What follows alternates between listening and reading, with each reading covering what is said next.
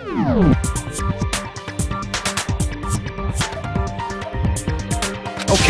then who did do it? I'm sorry, but I give up! Quit without saving! But what happens if we can't decide on who we think did it? Well, why don't we just vote right now? Majority rules! Majority rules? Do you really think that's a good idea? Yeah, our necks are on the line here. Someone seriously needs to do something. For serious. Does no one have any other thoughts or questions? It does not matter how trivial they may seem. Oh, as a matter of fact, I do have one question. Oh, you... You don't gotta sound so disappointed. It's fine, it's fine. Just ask your question. Oh yeah. Okay, so, well, I was just wondering, how did the culprit get into Makoto's room in the first place? Yes. How did the killer get inside? Maybe Sayaka just dropped the key somewhere and the culprit picked it up. That's possible, right? I don't think so. That seems way too convenient. Then... maybe someone picked the lock? Negative! If you remember, Monokuma made it quite clear that the locks are all unpickable. Fine. How about this? The killer got in the easy way. They could have knocked and said they wanted to talk or something, and Ms. Maizono just let him in. No, that can't be it either. Oh, trying to argue against me? Sounds like someone doesn't know his place. Hello? Why exactly can't that be it?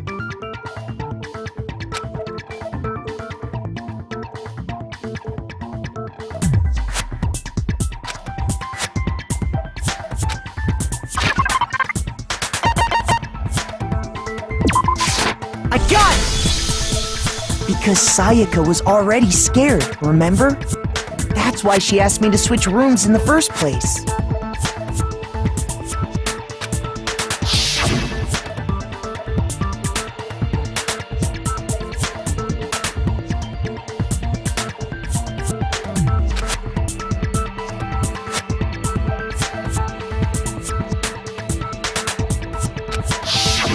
Knowing what she'd been through, I just can't believe she would have opened the door for anyone.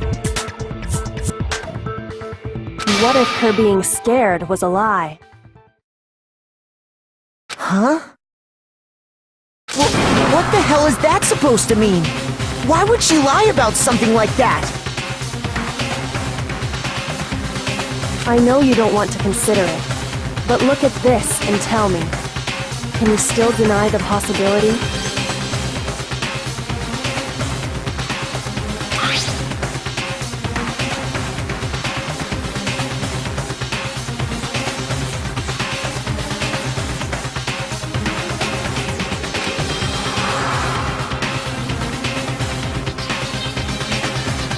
I found a notepad during my search, and I shaded in the top sheet with a pencil.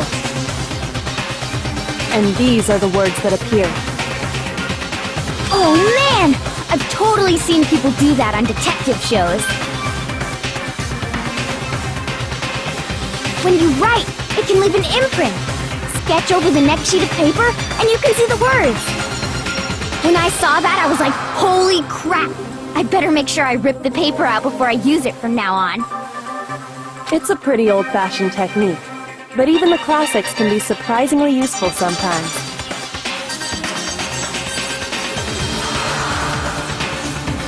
Oh, and I should also mention, I found the notepad on the desk in Makoto's room. Huh? Which means, only someone who had been in Makoto's room before the incident could have written it. then either it was Makoto who lived there, or Sayaka who switched rooms for a single night. So, Makoto, did you write this?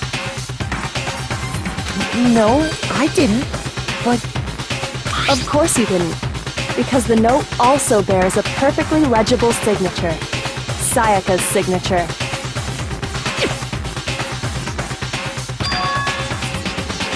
But why? Why would she write that? The note was likely her way of getting in touch with a certain someone. She must have slid it under their door to let them know she wanted to meet with them in secret. You got an invitation like that from the ultimate pop sensation. What young man could resist? Of course, I'm only into 2D, so it wouldn't have any effect on me. But can we be sure anyone even got this note? And honestly, even if they did, I do not think they are at all involved in what happened. Huh? What makes you say that? Would you like to hear what I have to say? Very well then, pay attention.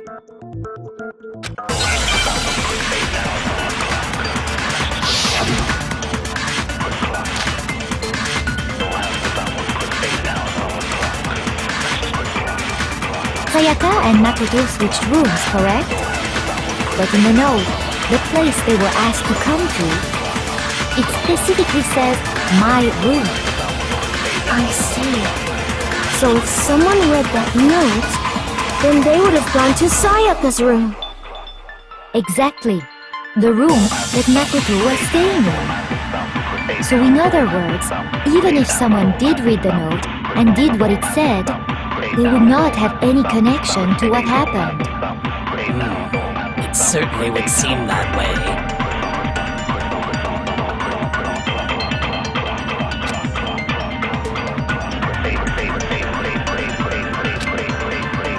Sayaka and Makoto in the note. It specifically I see. So if someone read them, they would have gone to Sayaka's room. Exactly. The room. No, that's wrong!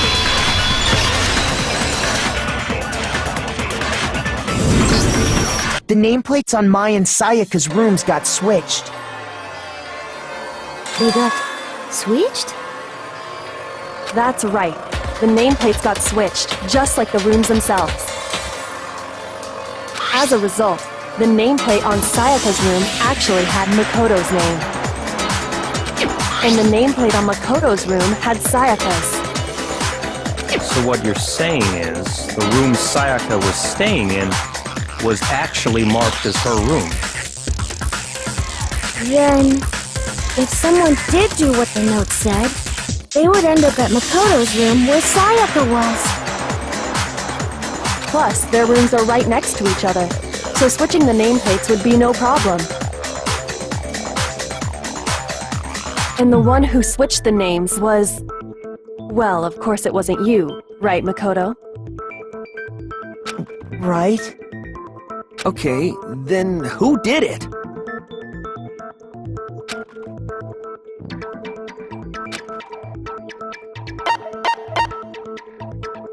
I got it! Me and Sayaka were the only ones who ever knew about us switching rooms. So the only other person besides me who would even know to switch the nameplates was Sayaka. You can also infer as much from her note.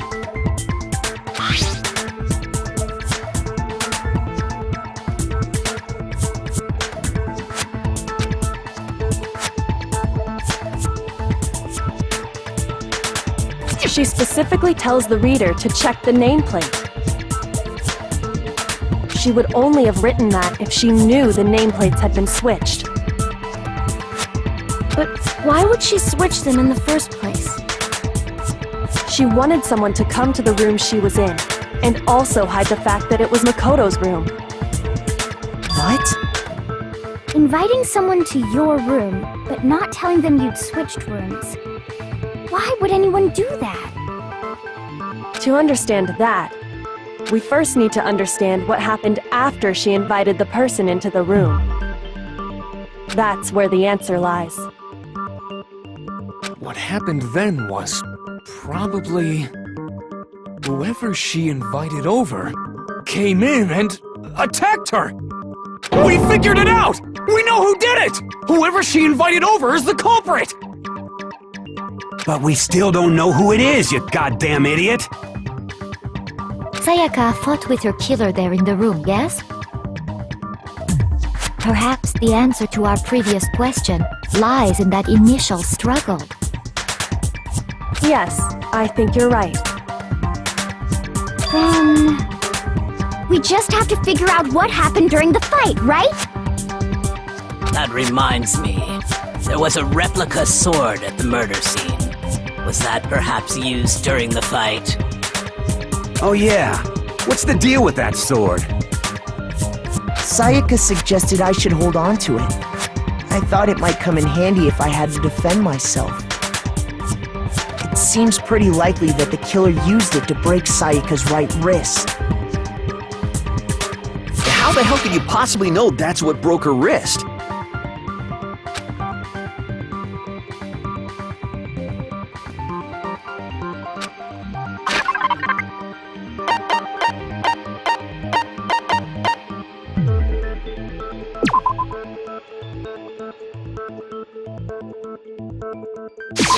I got it! All you have to do is take a good look at her broken wrist, and it should become pretty clear.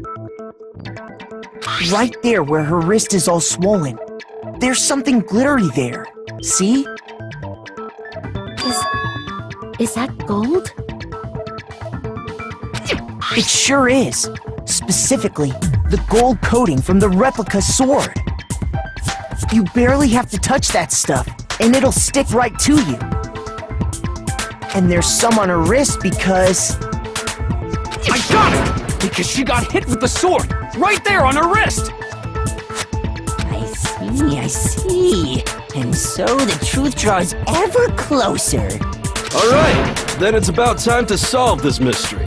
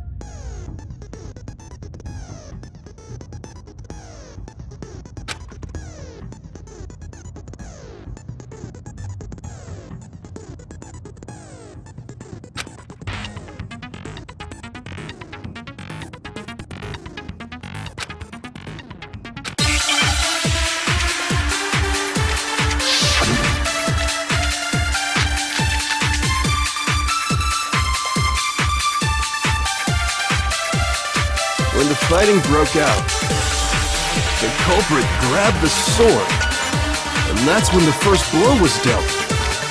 A sword-based sneak attack! And that's what broke Miss Maizono's wrist! So, she tried to fight back. She grabbed the kitchen knife she had hidden in her leg. But then the culprit took that from her too. And they killed her with it. And that's exactly what happened.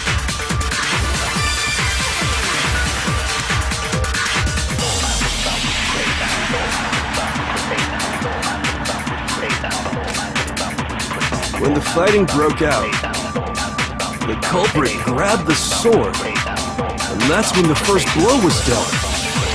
A sword-based sneak... No, it's wrong!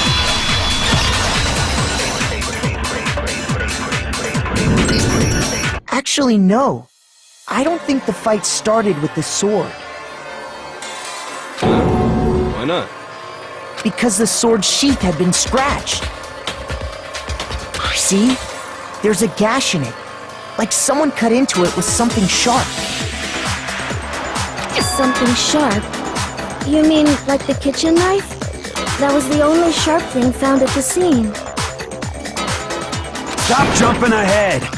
Slow down and explain it so I get what the hell's going on. If the sword was used first, there wouldn't be any explanation for the scratch on the sheath. If you were going to attack with the sword, you'd take it out of the sheath first, right?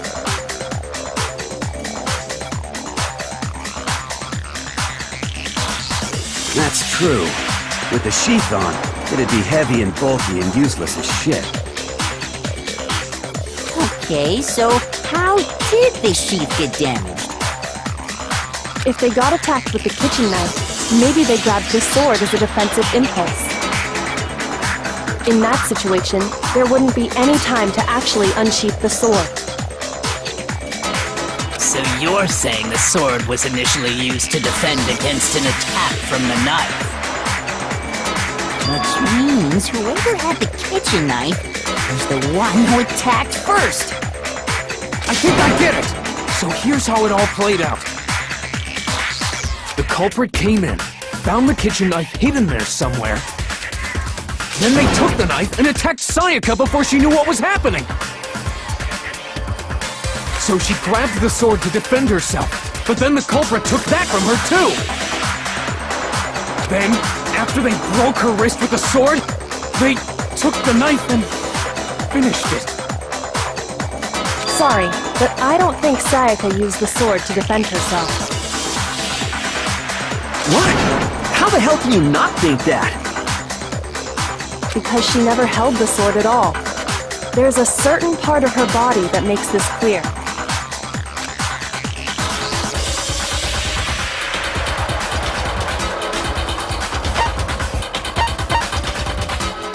I got it! You're talking about her palms, right?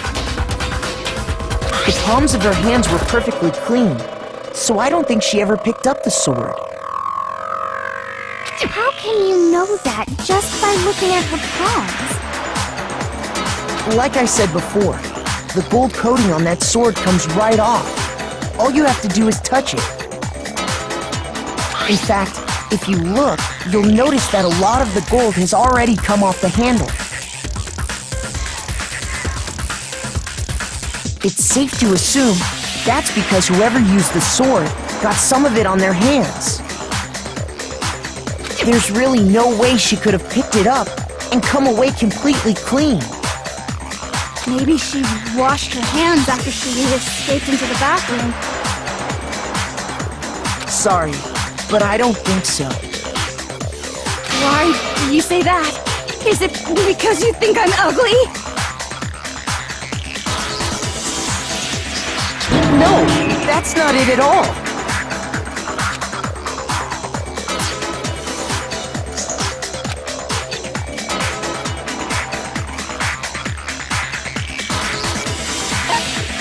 I got it! According to the Monokuma file, Sayaka's time of death was around 1:30 a.m. In other words, at nighttime. And the water in the bathroom shuts off at nighttime, right? Oh, I didn't know that. Actually, I haven't taken a shower here yet. Oh my. You're no different! You smell like a big fat ugly donkey! I'm not sure whether to take that as an insult or a compliment. An insult, obviously. So anyway, if Sayaka never touched the sword, then that means the killer is the only one who used the sword. But hold on. If that's right, then the one who damaged the sheath with the kitchen knife was...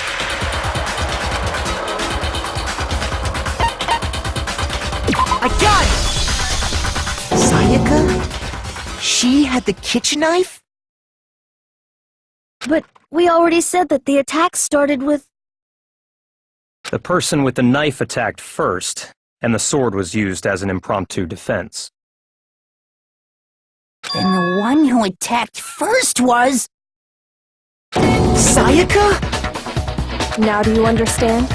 She wasn't a blameless victim in this. No, far from it. It's almost as if she'd been planning to commit a murder of her own. She took the knife from the kitchen, then invited the culprit to the room she was staying in. And if it's true that she had the kitchen knife and attacked without provocation... Indeed. These are all the actions of an assailant. Which brings up another point. Makoto, Sayaka was the one who suggested you two switch rooms, correct? Maybe the reason she wanted to switch rooms was so that she could pin the crime on you. That is a possibility, is it not? Sayaka wanted to... on me? That would also explain why she would switch the nameplates. She wanted to get whoever she had targeted to come to Makoto's room where she was staying. And by committing the murder there, instead of her room, that would implicate Makoto. But for that to work, the target had to be lured out while still keeping the room swap a secret. If the target knew she had switched rooms, they would have become suspicious right away. So all that's why she switched the names? But doesn't that plan seem a little risky? For one thing, even if her plan worked, Mr. Naegi would just tell everyone they'd switched rooms. I don't know. I'm not sure our soft-hearted Makoto is capable of that kind of cutthroat behavior. I'm sure Sayaka realized the same thing, which is why out of all of us, she asked him to switch rooms. Plus, she was the ultimate pop sensation. A totally forgettable kid. Or a national superstar. Who are you more likely to believe? Wait, then you're saying she had this all planned out? Holy shit! But in the end, her plan backfired. She launched her attack with the knife, then found herself under attack in turn. That must be when her wrist got broken, and she was forced to drop the knife. The tables were suddenly turned on her, and she died at the hands of the one she'd planned to murder. Just hold on! That can't be true! Because... Hey! You guys have totally derailed the argument! You're being super boring right now! Come on, hurry up and decide who did it! Wouldn't it be awful if I had to punish you all just because you ran out of time? Oh yeah, we gotta decide who we think did it. Makoto, right now you just need to concentrate on figuring out the answer to this mystery. If we can't uncover who murdered Sayaka, it's over for all of us.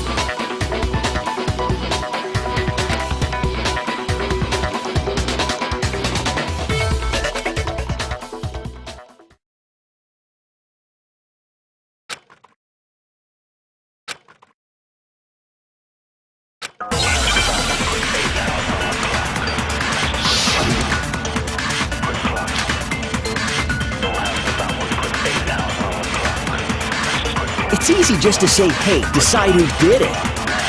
But there just aren't any more clues, right? Very well. Then let's review all the clues we've found up to this point one more time. Do we really have time for all that? Die! If we don't do something, we're all gonna die!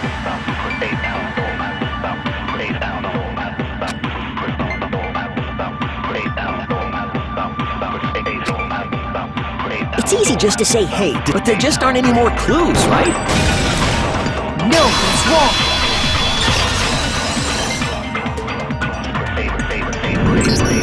There's still still might be one clue left.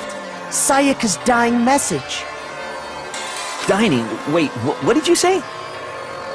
The dying message. She wrote something on the wall behind her, remember? 11037. Written in her own blood. There must be a clue about the killer hidden in there. Well, before we get too far into that, I need to ask, can we really be sure that Sayaka is the one who wrote it?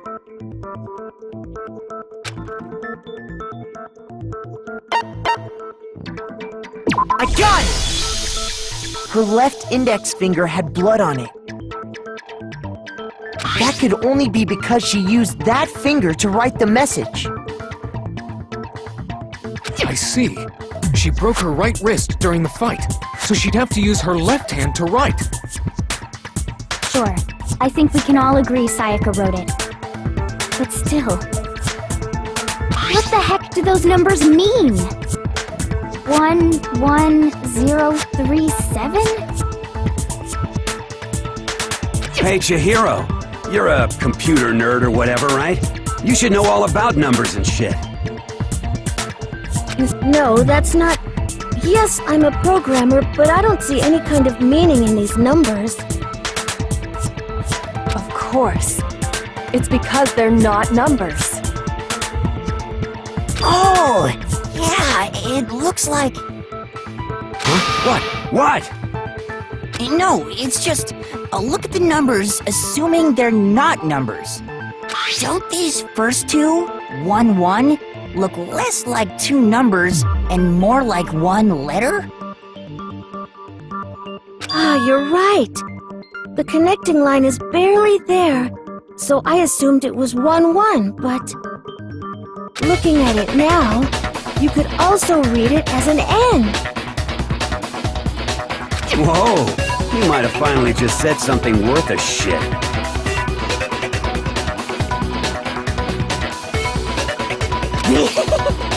Our little gray cells are really getting excited now. But even if that really is an N037, doesn't make any more sense than before.